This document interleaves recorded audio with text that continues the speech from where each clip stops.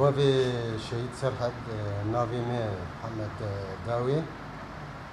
جبو يكتيا كرداد كرد بيجي نبدو ويكتيا خوا بكن وقابن مزن بابيجن جرى كرد شوا حريك الكرديتيا خوا خدي دركبه دفج برجواندي خوي مالباتي خاص برده بيكتيه بقري جرك حر ملتكي كرد حريكي كرد الكوهبه تم ودايم شهيدا ببدا بيشا خوا بينو برچاوي خوا لخونا شهيدا خودي دركبه دكاربه غابي خبابي جي دفج مصلحه خوي خاص برده كرد غابا يكمين غابك باش بو آفيتن غابك پر باش بو يعني إيجابي بو شركات ياما شركات يا خوينا ما تفردو بوي كرد عرب سريان عاشور يعني خوين بويك غابك خوين دبيك هر تشت دبيك يعني غابا پر مزن دخوينه دي غابك مرق غابي دابيج أو دبيك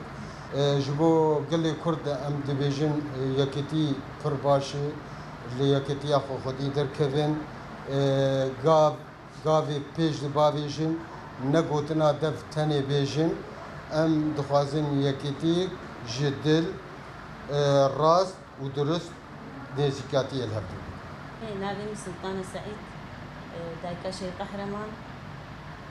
عندما سازيا مرات الشهيداني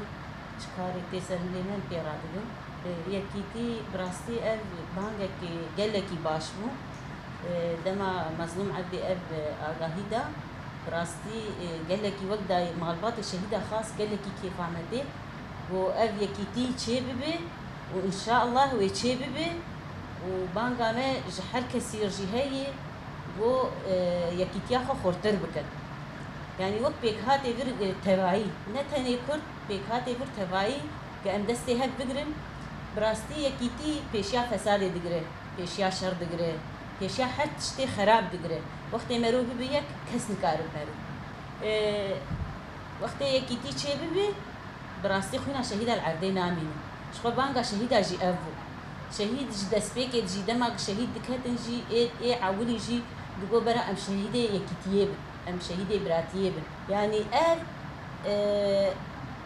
كدافا شهيدا يا ملتا قشاي يعني واد جو ام شهيده يكتين ام شهيده براتيين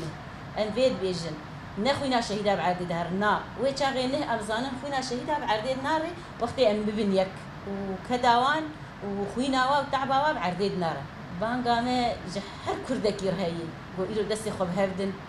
ودسي خدين سر وجداني خو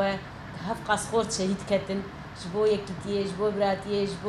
جبو ناموسي جبو شرفي جبو حر تشتي باش جو رحي خدانه ام بان واندكين و ام دستي خو بدن هفدو و ام بي يك تشيكا شهيده بكين سري